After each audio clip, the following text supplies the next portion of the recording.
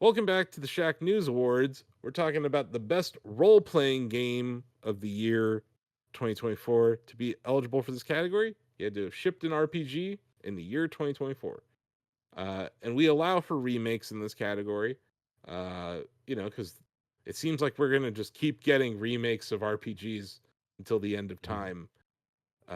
So we must embrace that or die. But yeah, I'm gonna go through the nominees and then we'll chat about them and then we'll vote and we'll probably be mad at each other because there's some really great games in this category. Final Fantasy VII Rebirth, Visions of Mana, Dragon's Dogma 2, Metaphor ReFantazio, Mario and Luigi Brothership, and Dragon Quest III HD 2D Remake. That's a murderer's row of RPGs there. Greg is the resident Final Fantasy guy who owns a Buster Sword person on staff. What do you want to say on behalf of FF7 Rebirth? It did everything that fans wanted it to do. The world got bigger. They expanded it more. It was took place outside of Midgar in general. Like Gold Saucer is fantastic, right? Like it's one of the highlights of the whole game. That place reimagined in 2024 is fantastic. It was fantastic in '97. It was even more mind blowing in 2024. It just expanded on every asset. Now, unfortunately, it suffers from Tetsuya Nomura Kingdom Hearts stuff a lot more than a lot of people would like, but it's still a good RPG. It still is a good RPG, and I still did enjoy myself for the majority of the game. What's the part you didn't like? The ending and all the incessant side quests, and I hate Yuffie. That seems like a lot of things. I don't like Yuffie. I don't want her in my But party. I want to focus on the side quest thing though. Yeah. Is it filler? Because Yeah. that's all I've heard is that there's just a lot of filler in Yeah, between cool moments in the game. They spent this time like Costa del Sol was like a no play. In '97 was just a place you're in it for like two seconds. Like you get off the plane, you can talk to people, and you leave, and that was it. Like it was a cool little place, had some fun music, and then you just leave. But in this game, they have to build the cities up, and that takes time and energy and money. So if they're gonna build this huge area with NPCs and buildings, they don't just want you to rush through it, right? They want you to experience it like it's a real place. So you keep. That's the place where everyone's in their bathing suit. Yeah. And they have that whole thing. Yeah. So they want you to do things in that town, and it is filler. And but I did most of it, and then at a certain point, I was like, "There's too much to do. I have to get to the ending," because I was recording it at the time, and I wanted to play the whole game. And I was going to be there for hours. So there is a lot of filler, but I can understand why they put it inside the game. If you take time to build the zone, you don't want to just breeze through it in 2 minutes. So I get it, but it could have done with less filler. And of course, the ending is just Kingdom Hearts nonsense, and I don't like the Kingdom Hearts nonsense. Yeah, it's a drastic change from the original story. Yeah, and I don't want to spoil anything for anyone, but I'll just leave it at that. I liked the original story. I don't think there was anything wrong with the original story. I think about RE4 remake, right? As probably one of our favorite remakes ever here at Shacknews. We gave it our first 10 out of 10. And there were story beats that they did change for the better. We talked about it. The Ashley, just in general, how they wrote it. That character differently. I don't know if the changes they've made here to the ending, Greg, I don't think that it necessarily has made a better game or made it better than the original game. No, I mean, it's an iconic scene that even if you haven't played the '97 game, most people have heard of what happens. It was a big moment in video game history. Stuff like that didn't happen in games very often. And it happened in this one, and you didn't see it really coming, which is even weirder. That stuff, and that's a pivotal moment you don't want to mess with, and they messed with it. And that's one of the things where do you mess with it? Do you not mess with it? You shouldn't have messed with it. There are some other side characters that they shouldn't have messed with that were changed. But I still had a good time. Yeah, there's a pretty serious storyline that they changed around a little bit too, around another character. But yeah, I don't know. It doesn't seem to hit like FF7 remake did. No, that's not just because I think it was much more focused. It was here's you're only in this area. we have to explain the rules and like what's going on in this world, which they did and, fantastic. They elaborated on and more characters. Yeah. they hit the same story beats too. Yeah, They all the same story beats. expanded Yeah. they expanded the story beats, kind of like what you're saying with Costa del Sol, but it didn't feel like as much filler Yeah. until you got to the end of that game, and then there's like, here's 50 boss battles. I think they've fallen into that trap, and that is definitely from the Kingdom Hearts influence, and that is troubling. Anyway, next up would be Visions of Mana. Donovan, you reviewed this. I did. What did you think? Have you played the Mana series and the Mana series before? Or Maybe like one for a little you're bit way back, but not you're probably really. 2 years old when this thing came out originally. Yeah, it's was not my JRPG series, but I think this game is really good. I know it's the first mainline one they've done in over 10 years, so it's cool that they got around to doing that. I think that the way that this game handles like the transition between exploration and combat is really cool because it's real time combat, but it's like within like an arena. Like if you're walking down a path and there's like a wolf and you run up to the wolf and like hit it with the sword, the game will transition from zone exploration to combat without like any sort of animation or fading to black. There will just be like an imaginary ring that kind of forms around everybody fighting. And if you want to like flee the battle, you just run to the outside of the ring, and then depending on what you're fighting against, you'll just leave and go back to exploration, which I thought was really cool.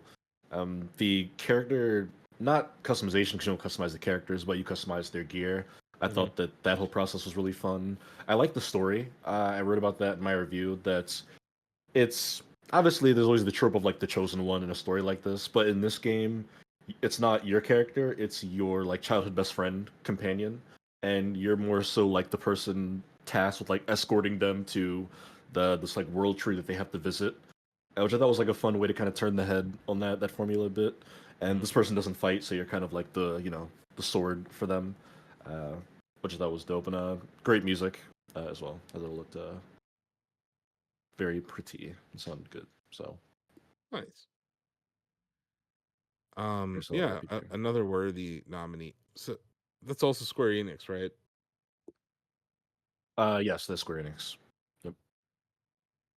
So we're talking 3 Square Enix games in this category this year. They are known for They're a prolific RPGs. company. Yeah. But next up is a Capcom game. Dragon's Dogma 2 came out earlier this year. I think a lot of people have kind of forgotten about it, but it got a ton of high praise. It was reviewed very well, and I think I don't know if what they call them, but like the little, are they pawns? Yep. Or Pawns. that introduction of the pawn mechanic where like it's the NPC evolved, right? Mhm. Uh that I think was kind of interesting. And like they brought in like all these influencers and stuff to be pawns, which is kind of funny because like I remember like Kit and Krista from the Nintendo Minute Show are pawns in Dragon's Dogma 2. Right. Uh but yeah, I think that was a cool little mechanic they added. Um we've talked about in other categories, but that video of the ogre just showing up and causing shit in a village that you thought was just a peaceful little village. Nope. Everyone's now having to fight off an ogre battle. Uh, this game has a ton of emergent gameplay opportunities. I But yeah, Donovan, appreciated you that also it let reviewed me this live one, my right? old man dream. Sorry, what'd you say, Bill? That in that character, I built like the oldest, scruffiest, most down on his luck old guy. Like just like chins coming out everywhere, and like he's like, metabolism's gone to nothing, and he's like 75 years old. Neck beard, everything, man. And I was just, I don't know, I fell in love with that character. Like I was just like, this guy is my hero right here. We're going. Yeah, we were talking about other character creators in another category, but yeah, Dragon's Dogma 2 had a pretty solid character creator as well. Yeah, and talk about letting you play the role that you want to play in an RPG. Mhm. Like Bill and I Yeah. playing completely different characters. I think Yep. Dono said he played through as an archer. I don't think I touched a bow. Mhm. Board and sword, baby. Board and sword. Nice. I made a 8 foot tall mountain of a man and turned him into the two-hander class. And boy howdy, swinging a claymore in that game around when everything has weight to it. So when you hit it with a giant sword, it appropriately flies off to the side. Yeah. Yeah, Um, I believe I went like max height as well for my old guy. He was an old giant. It also has some of that jank that I like to see in those open world RPG games where like Sam did a clip where he was like on the floor not moving and there were like a million guards around him being like, stop right there, don't move, you're under arrest. And like they just weren't moving and I'm like, that's hilarious. Like those moments, what do they call it? The gameplay, the emergent gameplay. Even when it's janky, is fun. It's fun to see. It's definitely been one of the most entertaining to watch. When I see my friends' playthroughs when they're so different from each other and how ridiculous they get. It's like GTA like in that sense, Danny, where it's like everyone's playthrough is going to be different, and it's almost like your personality comes out in the gameplay, which I think that speaks to how deep the design of the game is. Yeah, I think we spoke to it a bit in the open world category where we talked about the various systems at play in Dragon's Dogma, where it's not just you're not just leveling up and fighting, but you're questing and you're engaging in these like emergent gameplay that just pops off, like an ogre invading your town, or becoming stranded in the middle of nowhere, needing to decide, all right, do I camp for the night or do I walk through the night, which has far more dangerous creatures milling about. Loved it. Kitty. Is that rad? It is rad, and he's being a little scamp. He wants his breakfast, but it's not time yet. He heard you. Can see him. He's ready to leave on you. He instantly turned to you. Can I talk about another cool thing in the RPG mechanics of this game, which is like the skills serve the unique physicality of Dragon's Dogma in a way that I haven't seen too many other RPGs do. And what I mean by that is that my guy was a two-hander warrior, and my pawn was a rogue. And it just so happens that the warrior has a skill. It's not a damage skill, it's not a support skill, it's literally just they put their hands down, and if their pawn comes up to them, they will chuck them into the air to get them onto the shoulders of giant creatures. And that is such a cool synergistic skill that works very specifically with Dragon's Dogma 2 physics and battle style, where you need to climb these creatures and get at their heads sometimes. Yeah. Correct me if I'm wrong, can your pawns learn things upon their return from other characters' worlds? If they experience a quest that they haven't seen in your game and somebody else's game, they'll come back to you with information on that quest when you get there. Yep. They'll be like, oh, wait, I think that person's in this town. Or there might be a chest up on that cliff, stuff like that, yeah. They'll have their own, like, learned experiences. It was very cool. Yeah. Like I said earlier, I the amount of clips I saw of just ridiculous things happening in this game.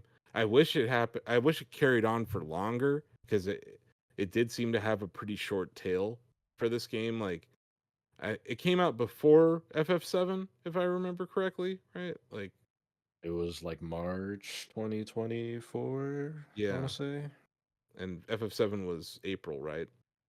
So I feel like it came out, it had like 2 weeks in the sun, and then FF7 came out. It was like, nope.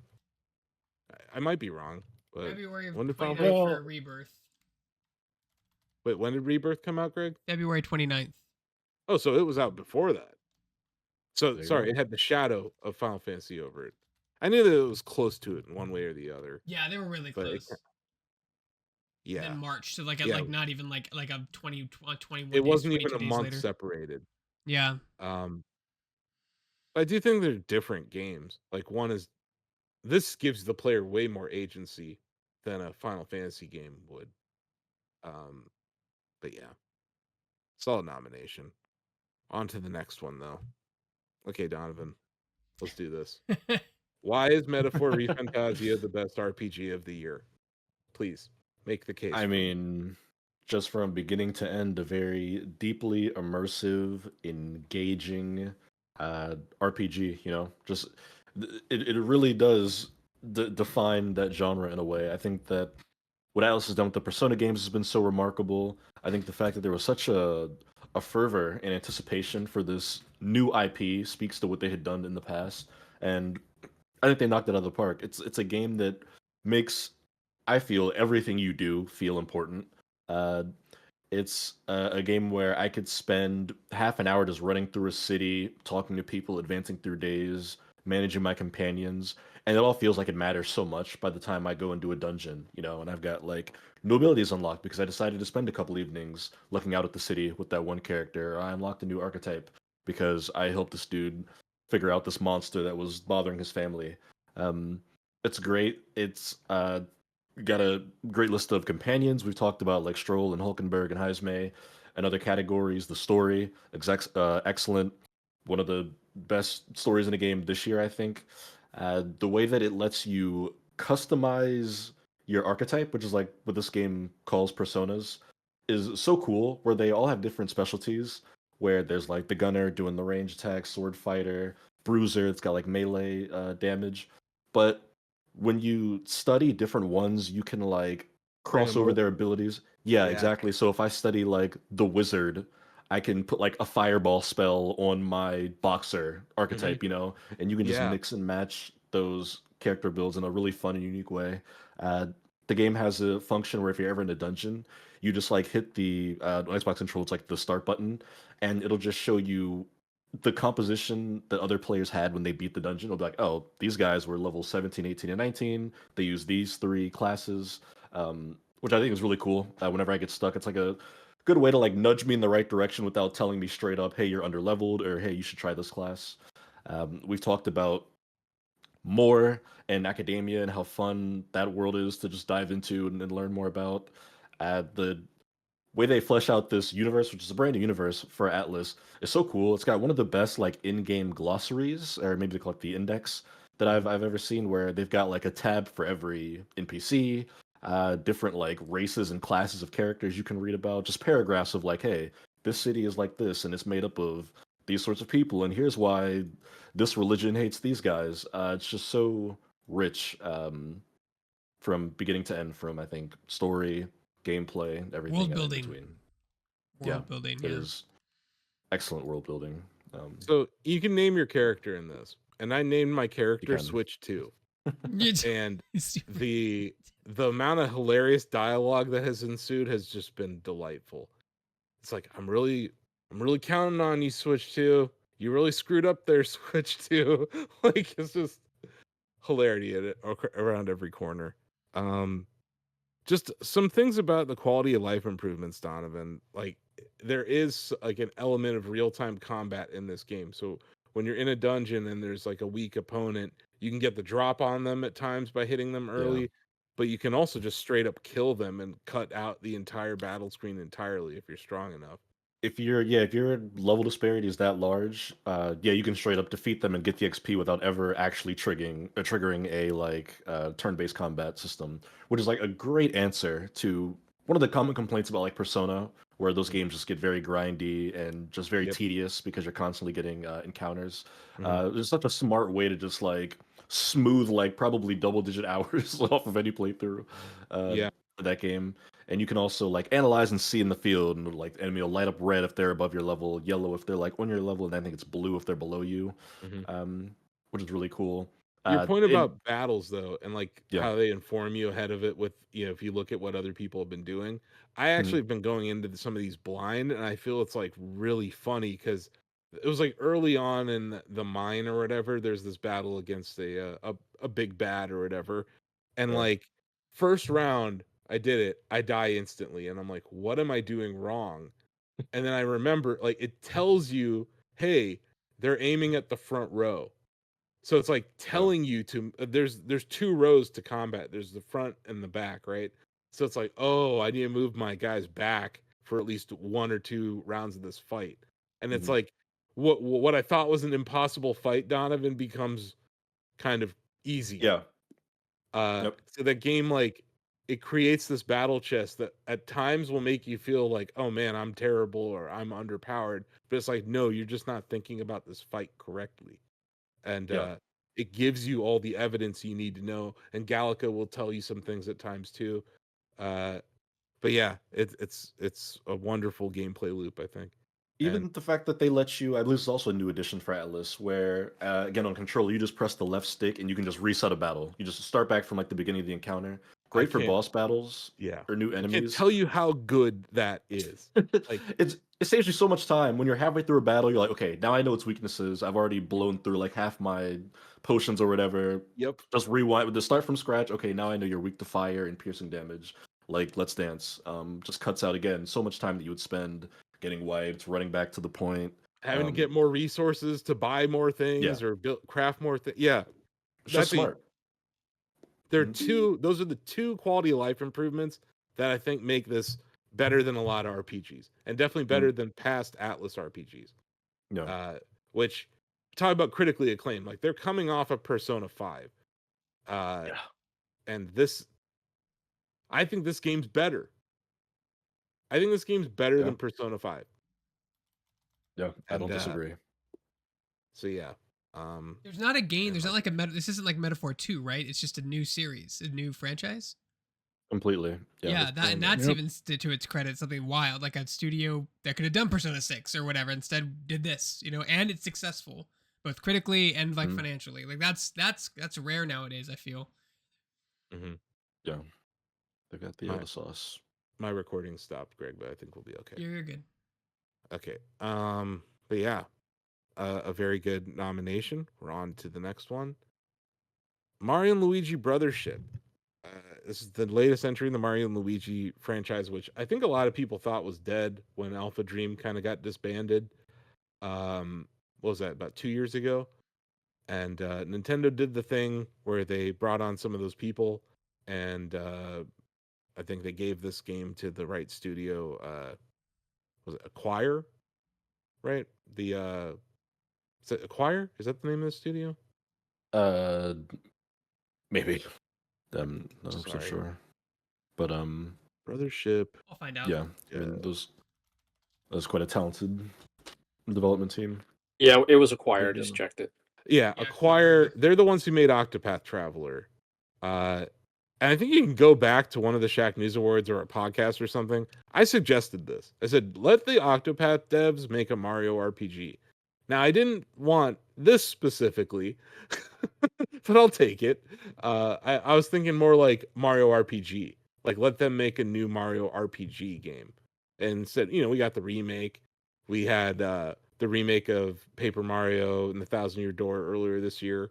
But this is a brand new game from a new dev working with this IP. It's got a new art style attached to it. I've seen it referred to as baby's first RPG by some other outlets that maybe have 3-letter URLs. But yeah, I think this is it's an interesting game. It seems more divisive than I expected it to be. But yeah, it's a competent RPG game. I'm struggling to talk positively about it because we literally just talked about like maybe the best RPG of all time in Metaphor, and I'm gonna just say I don't think Mario and Luigi is better than Metaphor, unfortunately. Probably not. It's a good game though. But it is cool for sure. I also want to just note that the gameplay is quite great. Like the combat gameplay in this game is fun. And it's unique. The Mario and Luigi series has always been kind of unique when it comes to the gameplay. Steve, you're about to say something, right? Yeah, I'll chime in. It's tough RPG. I mean, there are boss fights that are tough until you figure out the combos and everything that you need to do. First, they're all pretty much new boss fights and new fights, so you have no idea what attacks are coming. You can do you can shield for a turn and then be like, all right, so you won't block, but you'll take a little bit of damage to learn the attack patterns. The story is good. I enjoy the story. The music is fantastic. Yeah, they expect in Mario games like that. But also there are like Octopath 2 soundtrack was amazing too. Amazing. So yeah. There are side quests. You can take them or leave them. If you don't want to do them, you don't have to do them. Yeah. There's timed side quests that they say that passes along if you advance the story. You can't do them, but they're short enough There's like, oh, go talk to this person in town. It's like, okay. Then she goes to a different island, and it's like it takes 5 minutes to do it. So when I first heard that, I was like, oh, there's going to be a massive side quest that you can't do unless when you advance the story. But it's not that bad. And then the you can customize your character a little, Mario and Luigi a little bit with equipment and different what are they? Different chests or whatever, shoes and gloves that you find that'll raise or lower the attack and defense and all that stuff. And it's a hefty game. I feel like I'm pretty far into it, and I don't know if I've even made a dent. Yeah, it's over it's around 40 hours, which is the longest Mario and Luigi game ever. These games used to live on the handheld part of Nintendo's ecosystem, and they were smaller as a result because of the limitations of the cartridges and the systems or whatever. But also like that those games tended to be more pick up and play style. Where this is like you said, Steve, this is a very long game, especially for this series. Well, the portable ones were pretty long as well, but nothing in Nothing like comparison to this one. Yeah, they were like 15 hours or 20 hours, which is still long for a handheld game. But compared to like what we're seeing on consoles, it's not that crazy. Oh yeah. I'm just happy to see the bros are back and they're doing their thing. It has Luigi logic, man. I just have to mention it every time we talk about this game because who needs artificial intelligence when you have Luigi logic? That's a box quote, Greg. Yeah, and then last but not least, Dragon Quest III is already an awesome game. Just the original. But to do this HD 2D remake, it's next level great. Donovan, I know you're the patron saint of Dragon Quest here on staff. Yes, this is one I fought for to make sure it was on this list. I don't know, it just would feel almost like sacrilegious to not have Dragon Quest III HD 2D remake on the best RPG list because you could probably draw a direct line from that game to at least one or two of the other games nominated in this category. The original, that is, it is kind of like the godfather of the genre in a lot of ways. Excellent video game, excellent remake, stunning visuals. They maintain the kind of core gameplay mechanics while making things easier to understand. I think the worst thing about Dragon Quest III as it was it was just a bit outdated, and some of its structuring in the way that they kind of piece out information. And this game kind of just smooths over all of those issues with just a couple of quality of life features. But it's great. It's that like NES, SNES era of RPGs, Donovan, like they famously didn't tell you anything, but then there'd be like that one guy in that one hall that told you where to go. Yeah. So a lot of my time playing the original DQ3 was me just wandering around trying to figure out where the hell to go. This game, for better or worse, they've created this thing that kind of tells you where to go a little bit. Exactly, which you can toggle on and off if you truly want to just wander around. Yeah, you can turn off like objective markers and stuff, but it's very helpful. It's a quality of life improvement that people new to the whole franchise or like young people who have never played the game, I think are gonna like. But having the option to turn it off for someone who did figure all this out themselves when they were a kid is also a cool feature. And then like we mentioned it, I think in the art style or I can't remember what category, but like what they did with like, okay, you're in this specific part of the world, and when you go to the turn-based combat, that background reflects that in a way that the original game didn't do or didn't have the capacity to do. Yeah, it's very detailed. Yeah, if you're like, outside of a castle or a town and you go into a battle, it won't be like the same generic house in the background. It'll be like where you are. You'll be like, oh no, that's like the weapon store back there that I can see, or that's the stack of barrels that are over in that area, which I would love to know just like the actual count of how many specific environment battle settings they've created for that game. Yeah. But because depending on like what specific spot you're standing in the world. Yeah. And also just how they got that to work so flawlessly. That's like the little bit of there's these little things that you see in the presentation of the game where you're like, oh yeah, this is a different experience. Definitely a worthy nominee. I mean, when it originally came out, it definitely was the best RPG of that year. But yeah, here we are in 2024 talking about Doom 1 and 2 and Dragon Quest 3. David, what year is it? No. Look, I'm not mad. I love these games. So I'm not mad, but it just feels a little weird. So yeah. Anyone else have anything they want to say? I'm sure Ozzy would have said something positive about FF7, so he liked that game. It's worthy of a nomination. Like, yeah. No doubt. I mean, it's a year and a Final Fantasy dropped. Yeah, it's a big deal. It's that impossible situation where people wanted a remake since PS2 was announced, right? It's been like 2 decades in the making, and we're finally getting it. But maybe too much time has passed. Maybe they're trying too many ideas. Maybe my theory is they made too many Kingdom Hearts games, Asif, before they. I just think that like Final Fantasy VII was a moment in time, 97, and if you were there for that moment, it meant something different than it does now. Because going back and playing the original FF7 now, you're like, ew, like this isn't good. But back when it came out, David, it was like yeah, for sure, large. The environments were huge, and the cinematic. Nobody had ever seen cinematics like that. It was lifelike. The in-game graphics were kind of a letdown in comparison, but yeah, the cinematics and the world was huge. I mean, it was definitely. I think it made the PlayStation the RPG console for a lot of people. Yeah, and it was a system seller because it was like you can only play this over here right now. Obviously, it came out on PC later or whatever, but and all these other places now. But yeah, I think that some of the magic of that game at that moment, I think is going to be impossible to recapture. So they did something else, and I don't know. We'll see how this last one. So, do we think the Final Fantasy VII, what was it? What's the last one called? Remake.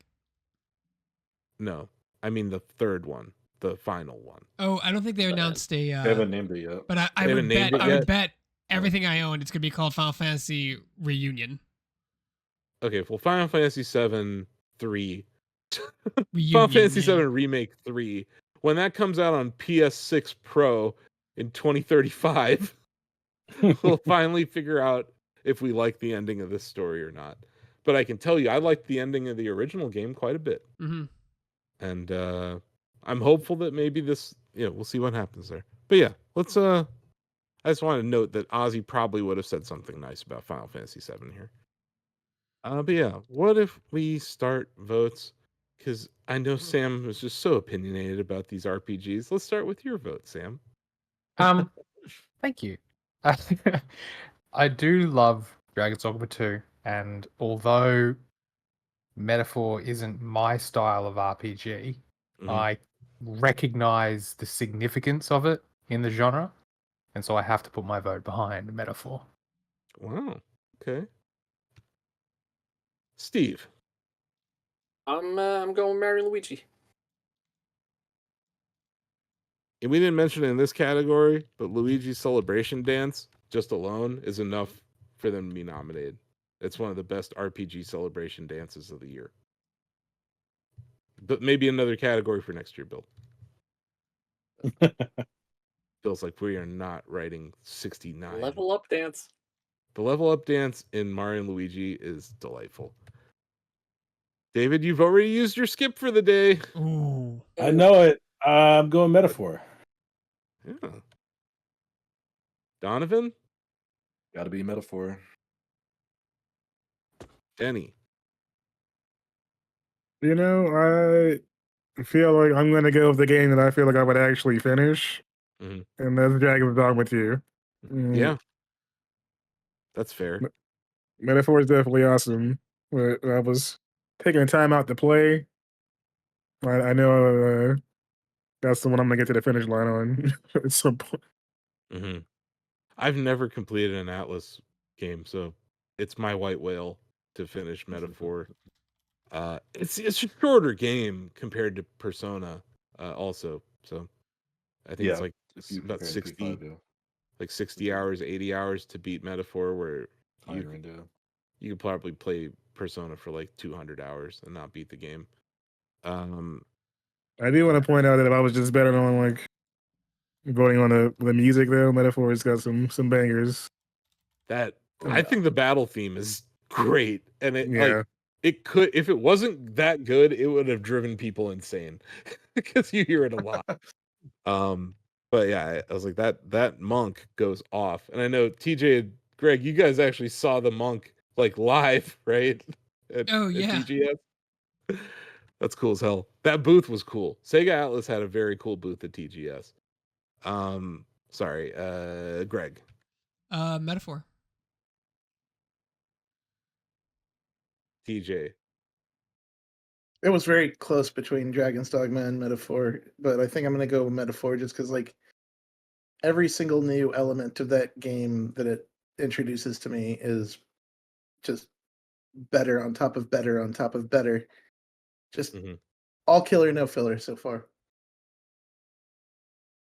Only negative I have to say about Metaphor is it takes a while to get going. It takes a while to get going, and that can be off-putting to some people. I remember talking to David about it. He's like, "This is taking a while." I'm like, "Yeah." My number one complaint in games when I come to OSF is, why is there so much talking? And I'm like, I know. When I play these video games, and eventually they turn into video games, but I was into it. I was into the art styles, into the story. So I'm still enjoying the game. Yeah, like honestly, the story in this game is interesting, and the way it's told is interesting too. So like, yeah. I don't. It's not that. But I get it. Like, it's a concept of like how long from when you push start on a game to when you're actually playing the game. Well, and like, it's not important. Even RPGs that commit this sin, right? Like no. Grand Theft Auto's tutorials are notoriously long.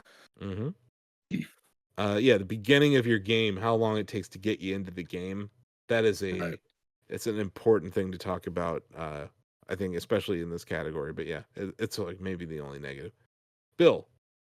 I was prepared to do the right thing and vote for Metaphor, but since it sounds by my counting that this is already decided, I'm going to show a little extra love to Dragon's Dogma. That's fair. And you're right. It's not a... What was Ozzy's vote? Ozzy voted for Metaphor.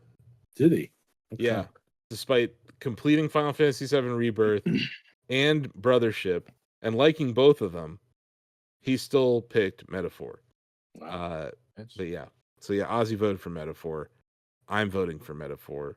Metaphor wins. Story you'll weave. Let's do it. You'll be a hero. Trust me.